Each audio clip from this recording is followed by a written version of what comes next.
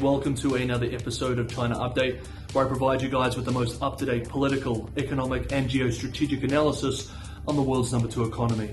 My name is Tony. Let's jump in. Okay, happy Monday everybody. As always, I hope you had a lovely weekend and have a productive week ahead. Let's begin today's video by looking at the developing sovereign debt crisis in parts of the developing world, a crisis which very much affects China, as in recent years the Asian power has emerged as one of the largest creditors to developing countries and now is expected to take on a new role with global lenders to help sovereign borrowers restructure repayments. At least 65 countries now owe China debts that exceed 10% of their total external debt. China is the largest bilateral creditor in many countries under the Debt Service Suspension Initiative framework.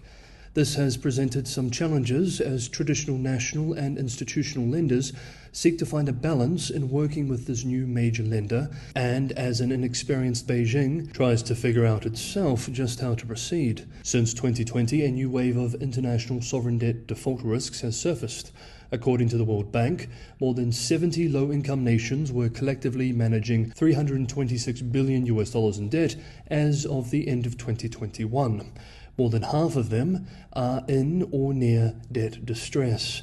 In Africa, the debt servicing averages 17% of government revenue, the highest level since 1999. Some commentators have accused Beijing of being the author of this current debt crisis, the worst among poor nations since the 1980s, saying that China intentionally pursued a policy of so-called debt trap diplomacy in order to gain leverage over key nations and push its own foreign policy agenda, like the Belt and Road, lending money that they knew could not be paid back, and then, when default comes, taking a critical national piece of infrastructure.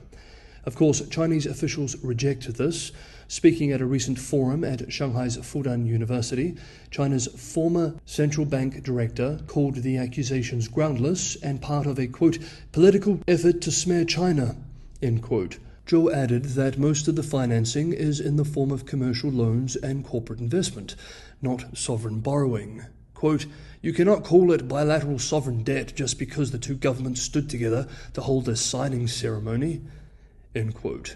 Other commentators are also skeptical of the debt trap argument, arguing instead that what is more likely is that Chinese lenders, like so many in previous decades, simply were new to the game and underestimated risks when engaging in lending, and that the current situation is more a result of incompetence than nefariousness.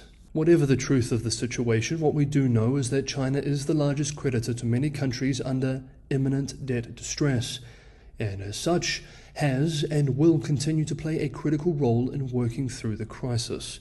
Lengthy negotiations on debt reduction have been underway among creditors to determine who should bear potential losses and whether or not China will provide debt relief. In a moment, we will look at the case study of Zambia, but first, it's worth unpacking some general context. About 20 countries with a combined population upwards of 700 million people are currently in default or seeking debt restructuring, according to the IMF. Low-income countries have taken on a new wave of borrowings over the last decade, with total debt hitting $5.3 trillion in 2021, 3 times 2006 levels. According to an April IMF report, about 60% of low-income countries now face high debt vulnerabilities. There are various reasons for the borrowing, some understandable and justified, like borrowing to invest in infrastructure. Others not so much, like borrowing for buying political favors or just straight corruption.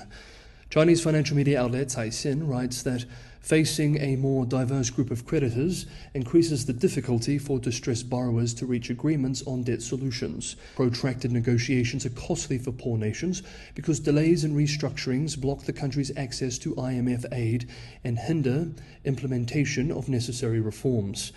The outlet adds that developed lenders have called on China to accept losses in debt reduction, but China has pushed for rescheduling payments instead of accepting so-called haircuts. Quote, it also wanted multilateral development banks, through which most developed creditors extend loans to poor countries to participate more in debt relief.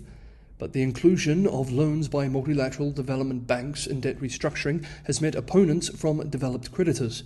They argue that any loss would undermine the institution's ability to respond to crises and make concessional loans. End quote. The debate surrounding how Beijing should proceed is made more complicated by the fact that it is not just happening between China and global stakeholders, but within Beijing itself. After all, it's quite new to a lot of this. Now let's finish this part of the video by briefly looking at the situation in Zambia. 3/4 of Zambia's borrowings, which must be restructured, are owed to China, according to the IMF. On the 22nd of June, in the first major deal won by a developing country under the so-called G20 Common Framework, Zambia reached an agreement in principle to restructure its debt with bilateral lenders, the biggest of which were China and France. The Southern African country will push out maturities on $6.3 billion in bilateral debt to 2043, representing an average extension of more than 12 years. Rates will increase from 1% to a maximum of 2.5% after 14 years. This is much better than the average of 3.9% Zambia was paying on its Chinese bilateral loans before the deal was struck. Some commentators are calling this a potential landmark moment. Quote, "Many details of the Zambia debt relief have yet to be disclosed. It appears China must have yielded on its demand for IMF and World Bank haircuts. Otherwise, there would have been no agreement. It's a significant shift, especially after the muted reception that US Secretary of State Antony Blinken got while visiting Beijing last week in his attempt to repair ties." End quote. Zambia's case could pave the way for other nations such as Ghana, Sri Lanka and Ethiopia to achieve similar agreements in their negotiations with creditors. There are still many unknowns, however, and this crisis is far from being over. We will need to see how things unfold. This will be a space we continue to follow here on China Update. Next up, the Chinese economy. Hey guys, if you enjoyed today's episode of China Update, don't forget to hit that like button. It's just me making these episodes every day. It's a lot of work, but your guys' support is a huge source of motivation. Subscribing and sharing is a huge help as well, and for those who can go the extra mile and help me keep the channel financially sustainable, Patreon and Buy Me a Coffee links are in the description below. Thank you so much, everybody, for the ongoing support. And just a quick update for the end of today's video.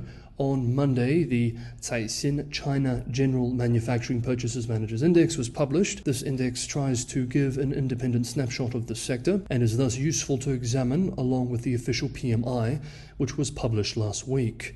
This is critical to follow. 2022, manufacturing accounted for 28% of China's GDP.